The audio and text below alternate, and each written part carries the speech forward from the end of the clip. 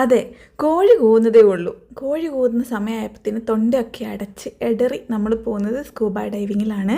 അപ്പം നമ്മൾ നേരത്തെ പ്രീ ബുക്ക് ചെയ്ത് വെച്ചിരിക്കുന്നതാണല്ലോ. അപ്പോൾ കോറൽ ഗാർഡനിലേക്കാണ് നമ്മൾ പോകുന്നത്. ഓരോ ഏജൻറ്റുമാരുണ്ടാവും കേട്ടോ. അവിടെ ചെല്ലുമ്പോൾ ഫസ്റ്റ് നമ്മൾ കുറച്ച് കൺസേണൊക്കെ ഒപ്പിട്ട് കൊടുക്കണം. നമുക്ക് നമ്മുടെ മെഡിക്കൽ കണ്ടീഷൻസും നമ്മുടെ ബാക്കി കുറച്ചൊരു കൺസേൺ ലെറ്റർ ഉണ്ട്, അത് സൈൻ ചെയ്ത് കൊടുക്കണം. നമുക്ക് രണ്ടുപേർക്കും. കുഞ്ഞിന് പറ്റില്ല, അവൻ ചെറുതല്ലേ. അപ്പോൾ നമ്മൾ ഫിറ്റാണെന്ന് അറിഞ്ഞ് കഴിയുമ്പോൾ അവർ നമുക്ക് ഡ്രസ്സൊക്കെ തരും. ഡ്രസ്സൊക്കെ തന്നിട്ട് ഈ ബീച്ചിലേക്ക് വരും. സൂര്യൻ ഇങ്ങനെ ഉദിച്ച് വരുന്നതേ ഉള്ളൂ. അപ്പോൾ നമ്മൾ സ്കൂബ ചെയ്യാൻ വേണ്ടിയിട്ട് വന്നിരിക്കുന്ന സ്ഥലം നേരത്തെ കണ്ടതുപോലെ നീമോ ബീച്ചാണ്. അപ്പോൾ ഷംബൂട്ടൻ ഉള്ളതുകൊണ്ട് തന്നെ നമുക്ക് രണ്ടുപേർക്കും കൊണ്ട് ഒരുമിച്ച് പോകാൻ പറ്റില്ല. അല്ലെങ്കിൽ നമുക്ക് രണ്ടുപേർക്കും കൊണ്ട് ഒരുമിച്ച് പോയിട്ട് കപ്പിളായിട്ട് ചെയ്യാമായിരുന്നു. പക്ഷേ കുഞ്ഞിനെ നോക്കണമല്ലോ.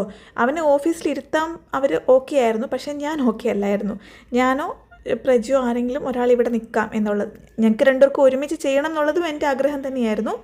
പക്ഷേ പറ്റില്ല, കുഞ്ഞിനെ ഒഴിവാക്കിയിട്ട് നമുക്കങ്ങനെ വേണ്ട, ഞാനിവിടെ നിൽക്കാം, ആദ്യം പ്രജി പോയിട്ട് വരട്ടെ എന്നിങ്ങനെ പറഞ്ഞു.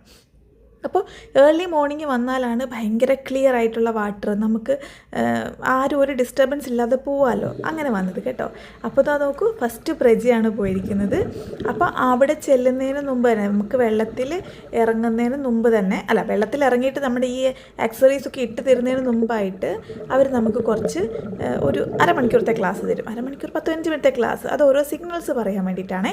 അപ്പം നമ്മുടെ കൂടെ സ്വിമ്മിങ് അറിയാമെങ്കിലും അറിയത്തില്ലെങ്കിലും ഒരാൾ വരും. പ്രജിക്ക് പെർഫെക്റ്റായിട്ട് സ്വിമ്മിങ് ചെയ്യാൻ അറിയാവുന്ന ഒരാളായതുകൊണ്ട് കുറച്ച് ഡിഫിക്കൽറ്റി ആയിരുന്നു. കാരണം പ്രജി ഓട്ടോമാറ്റിക്കലി സ്വിം ചെയ്ത് പോവുകയാണ്. അപ്പോൾ പുറകെ നിൽക്കുന്ന ആൾക്ക് പ്രജിനെ ഗൈഡ് ചെയ്യാൻ പറ്റുന്നില്ല. അതാണ് പ്രശ്നം. സ്വിമ്മിങ് അറിയാത്ത ഞാൻ നല്ല സിമ്പിളായിട്ട് അടിപൊളിയായിട്ട് പ്രജീനെക്കാട്ടിലും കുറച്ചും കൂടി നന്നായിട്ട് എനിക്ക് എക്സ്പ്ലോർ ചെയ്യാൻ പറ്റിയ കേട്ടോ. കാരണം സ്വിമ്മിങ് അറിയാൻ പറ്റുമെങ്കിൽ, നമുക്ക് സ്വിമ്മിങ് അറിയാമെന്ന ഒരാളാണ് അങ്ങോട്ട് പോകുന്നതെങ്കിൽ, നമ്മൾ സ്വന്തമായിട്ട് സ്വിമ്മ് ചെയ്യാനുള്ള എഫേർട്ട് എടുക്കുമ്പം നമ്മുടെ ഗൈഡിന് നമ്മളെ ഗൈഡ് ചെയ്യാൻ പറ്റാതെ വരുമ്പോൾ അവർ നമ്മളെ മുകളിലേക്ക് കൊണ്ടുവരും, പിന്നെയും നമുക്ക് പറഞ്ഞു തന്നിട്ട് താഴേക്ക് വരും. പക്ഷേ എനിക്ക് ദൈവം അനുഗ്രഹിച്ച് സ്വിമ്മിങ് അറിയാത്തത് കൊണ്ട് ഞാൻ സിമ്പിളായിട്ട് കണ്ടിന്യൂസ് ആയിട്ട് അരമണിക്കൂർ 3/4 മണിക്കൂർ വെള്ളത്തിൽ തന്നെ നമുക്ക് ഈ ഒരു ലൈഫ് കാണാൻ പറ്റിയില്ലേ. ഇതെന്താണ്, നമ്മുടെ ശരിക്കുള്ള ഒരു രാജകൊട്ടാരം തന്നെയാണ് കേട്ടോ. ശരിക്കും മത്സ്യകന്യകയും അങ്ങനത്തെ കാര്യങ്ങളൊക്കെ ഉണ്ടോയെന്ന് തോന്നിപ്പോവും. അവർക്ക് ജീവിക്കാൻ പറ്റിയ എല്ലാവിധ സൗകര്യങ്ങളും ഉള്ളൊരു കൊട്ടാരത്തിലേക്കാണ് നമ്മൾ വന്നിരിക്കുന്നത്. അപ്പം ഈ പ്രജി കാണിക്കുന്ന സിഗ്നൽസൊക്കെ നമ്മളെ അവർ പറഞ്ഞു തരുന്നതാണ്. നമ്മുടെ ഫീലിങ്സ് നമ്മുടെ ഗൈഡിനും അതേപോലെ നമ്മുടെ വീഡിയോ ക്യാപ്ചർ ചെയ്യാൻ വന്നിരിക്കുന്ന ഈ അദ്ദേഹത്തിനും അറിയാൻ വേണ്ടിയിട്ട് നമ്മളെ പഠിപ്പിച്ച് തരുന്നതാണ്. കാരണം നമുക്ക് എന്തെങ്കിലും ഡിസ്കംഫേർട്ട് ഉണ്ടായിട്ടുണ്ടെങ്കിൽ അതവർക്ക് മനസ്സിലാക്കി പെട്ടെന്ന് നമ്മളെ രക്ഷിക്കണമല്ലോ, നമ്മളെ മുകളിലേക്ക് എത്തിക്കണമല്ലോ, അതിന് വേണ്ടിയിട്ട്. അപ്പോൾ പ്രജി സ്വിമ്മ് ചെയ്യുന്നത് കൊണ്ടുള്ള ബുദ്ധിമുട്ടേ ഉള്ളൂ കേട്ടോ. അപ്പം ക്യാമറ വരുമ്പോൾ നമ്മളോട് ഇങ്ങനെ പറയുന്നത് ഇവിടെയാണ് ക്യാമറ, ഇങ്ങോട്ട് നോക്കിക്കോളൂ എന്ന്. പക്ഷെ നമുക്ക് ഒരു 10 കണ്ണ് അന്നേരം ഉണ്ടായിരുന്നെങ്കിൽ കൊള്ളാം. കാരണം ചുറ്റും ഇങ്ങനെ മീനുകൾ ഇങ്ങനെ ഓടി നടക്കുമല്ലേ. അപ്പോൾ നമുക്കൊരു 10 കണ്ണ് ചുറ്റും, രാവണൻ്റെ പോലെ 10 തലയൊക്കെ ഉണ്ടെങ്കിൽ, അല്ലെങ്കിൽ ബ്രഹ്മാവിനെ പോലെ 4 തല 4 സൈഡിലേക്ക് ഉണ്ടെങ്കിൽ എല്ലാം ഒരുമിച്ച് കാണാമല്ലോ എന്ന് തോന്നും. കാരണം ഇതൊരു ടൈം പീരീഡിൽ ചെയ്യുന്നതല്ലേ. അത് കഴിഞ്ഞ് പ്രജി കയറി വന്നു കഴിഞ്ഞപ്പോൾ ഞാൻ പോയി. എനിക്ക് ഭയങ്കരമായിട്ട് ഇഷ്ടമായി. ഞാൻ ഇന്നലെ പറഞ്ഞതുപോലെ തന്നെ ഇനി ഹാവ്ലേക്കിലേക്ക് വരുന്നുണ്ടെങ്കിൽ അന്നേരം ചെയ്യേണ്ട 2 കാര്യങ്ങളിൽ ഒന്നിതാണ്. ഒന്നും കൂടെ സ്കൂബ ചെയ്യണം. കാരണം ഓരോ മിനിറ്റും ഓരോ സെക്കൻഡും അവിടുത്തെ ഒരു അറ്റ്മോസ്ഫിയർ മാറിക്കൊണ്ടിരിക്കില്ലേ. അറ്റ്മോസ്ഫിയർ അല്ല, ആ ഒരു നമ്മുടെ ഒരു ഐസൈറ്റ് കിട്ടുന്ന വിഷൻ മാറിക്കൊണ്ടിരിക്കുകയാണ്. പ്രജി കണ്ടതല്ല ഞാൻ കാണുന്നത്. എനിക്ക് ഇവർ പറയുന്ന സിഗ്നൽസ് ഒന്നും കാണിക്കാനേ പറ്റുന്നുണ്ടായിരുന്നില്ല. കാരണം ഈ ക്യാമറയിലേക്ക് നോക്കൂ, നമുക്ക് കുറച്ച് ഫോട്ടോസൊക്കെ എടുക്കണ്ടേ എന്നുള്ള രീതിയിൽ അയാൾ പറയുന്നുണ്ട്. പക്ഷേ എനിക്ക് ഫോട്ടോ എടുക്കുന്നതിനെക്കാട്ടിൽ അപ്പം അത്യാവശ്യം എന്താണെന്ന് കാണാനല്ലേ നമ്മൾ പോയത്, അപ്പം കാണണ്ടേ എന്നുള്ളതായിരുന്നു കേട്ടോ. അപ്പം എന്നിരുന്നാലും നമുക്ക് നമ്മുടെ സ്കൂബ ബുക്ക് ചെയ്യുമ്പോൾ തന്നെ ഇങ്ങനൊരു വീഡിയോ അവർ തരും കേട്ടോ. അപ്പം ഞാൻ കുറച്ചും കൂടി സൂര്യൻ ഉദിക്കാനായതിന് ശേഷം പോയതുകൊണ്ടാണ് എനിക്ക് ഈ കോറൽസ്, ഇതെല്ലാം കോറൽസാണ്, ലൈവ് കോറൽസ്. അതുകൊണ്ട് നമുക്ക് ഇവിടെ ഒന്നും ടച്ച് ചെയ്യാൻ പാടില്ല. നമ്മൾ ടച്ച് ചെയ്താൽ ഈ കോറൽസ് എല്ലാം ചത്തുപോകും. അതുകൊണ്ട് ആ കോറൽസിലേക്ക് സൺലൈറ്റ് ഇങ്ങനെ സൂര്യൻ്റെ ആദ്യത്തെ രശ്മികൾ ഇങ്ങനെ അടിക്കുമ്പോഴത്തേക്ക് ഉണ്ടാവുന്ന ഒരു കളറ് കണ്ടോ. ശരിക്കും വീഡിയോയിൽ നമ്മൾ കുറച്ചും കൂടി പൈസ കൊടുത്തിട്ടാണ്, 2 തരത്തിലുണ്ട് കേട്ടോ. നമുക്ക് നോർമൽ വീഡിയോയും HD വീഡിയോയും കിട്ടുന്ന പരിപാടിയൊക്കെ ഉണ്ട്. അപ്പോൾ നമുക്ക് നമ്മുടെ എക്സ്പീരിയൻസ് എങ്ങനെയായിരിക്കും എന്നറിയാതാണല്ലോ നമ്മൾ ബുക്ക് ചെയ്യുന്നത്. ശമ്പൂട്ടിന് ഇരിക്കുമോ അല്ലെങ്കിൽ എനിക്ക് പോകാൻ പറ്റുമോ, പേടി ഉണ്ടാവുമോ. അപ്പോൾ നമ്മൾ നോർമലി ഒന്ന് ചെയ്ത് നോക്കാമെന്ന് കരുതി ചെയ്തതാണ് കേട്ടോ. അപ്പോൾ പറഞ്ഞു വന്നത് നമ്മളെ ഇങ്ങനെ ആ ഗൈഡ് കൂടെ നടന്ന് എനിക്ക് കിട്ടിയ ഗൈഡ് നമുക്ക് രണ്ടുപേരും കിട്ടിയ ഗൈഡ് മലയാളിയായിരുന്നത് കൊണ്ട് തന്നെ പുള്ളിക്കാരൻ ഭയങ്കര സപ്പോർട്ടീവായിട്ട് നിന്നിട്ട് നമ്മളെ ഹെൽപ്പ് ചെയ്യുന്നുണ്ടായിരുന്നു കേട്ടോ. ഓരോ കാര്യങ്ങൾ കാണിച്ചു തരാനും ഒക്കെ ആയിട്ട്.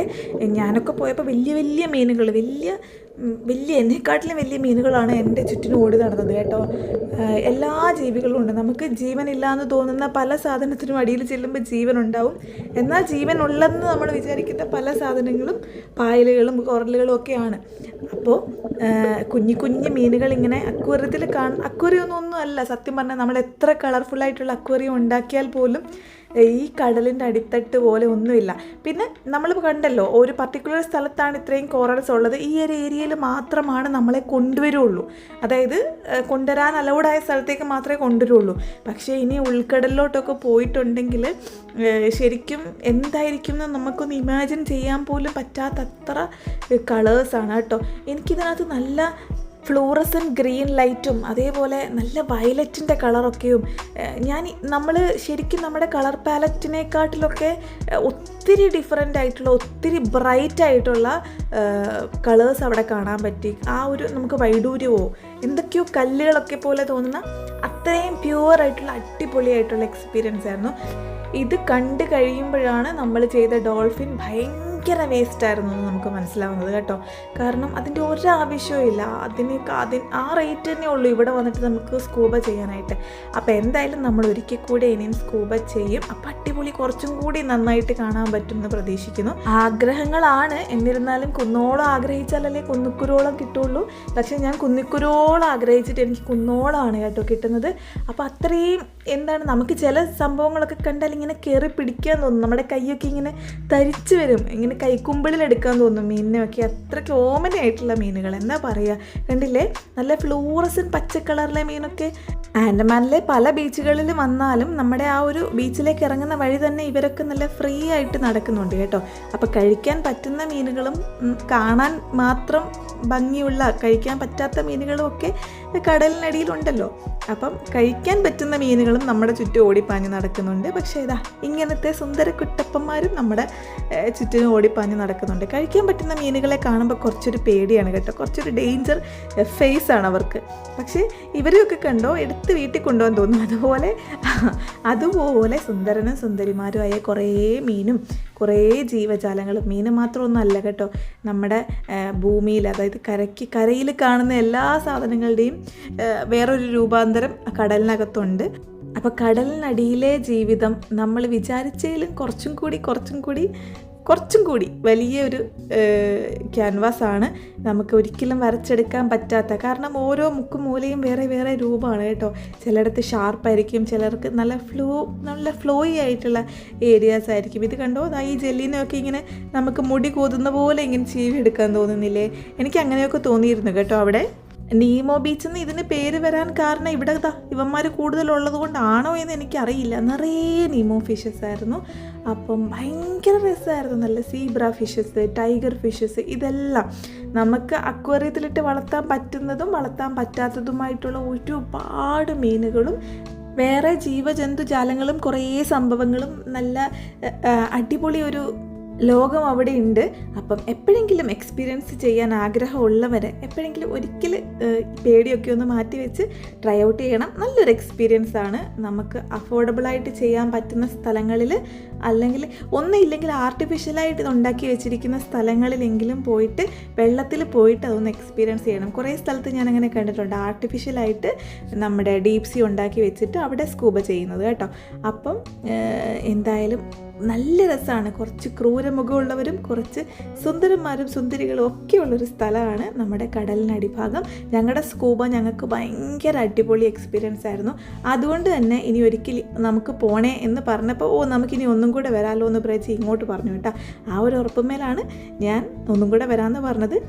ആദ്യം പ്രജി പോയി സ്കൂബ ചെയ്ത് വന്നതിന് ശേഷം കുഞ്ഞിൻ്റെ അടുത്ത് ഇരിക്കുമ്പോഴാണ് ഞാൻ പോയത്. ഞാൻ ഭയങ്കര എക്സൈറ്റഡ് ആണ് കേട്ടോ. എനിക്കിനിയും പ്രജിയോട് ഞാൻ കണ്ടത് എന്ത്, അല്ലെങ്കിൽ പ്രജിയുടെ എക്സ്പീരിയൻസ് എന്തെന്ന് ചോദിക്കാനുള്ളൊരു എക്സൈറ്റ്മെൻറ്റിലാണ് ഞാൻ വരുന്നത്. കാരണം പ്രജി ഇങ്ങ് കയറുമ്പോൾ തന്നെ ഞാൻ ഇറങ്ങി, ഞങ്ങൾക്ക് സംസാരിക്കാനുള്ളൊരു സമയം കിട്ടിയില്ല. ഭയങ്കര രസമായിരുന്നു, ഭയങ്കര അടിപൊളിയായിരുന്നു കേട്ടോ. അത് കഴിഞ്ഞ് ഞങ്ങൾ നേരെ നമ്മുടെ നമ്മുടെ സാധനങ്ങളൊക്കെ അവിടെ വെച്ചിട്ടാണല്ലോ വന്നത്. ഇതാ ഈ നടന്നു വരുന്നതാണ് കേട്ടോ നമ്മുടെ ഗൈഡായിട്ട് നമ്മുടെ കൂടെ ഉണ്ടായിരുന്ന ആള്.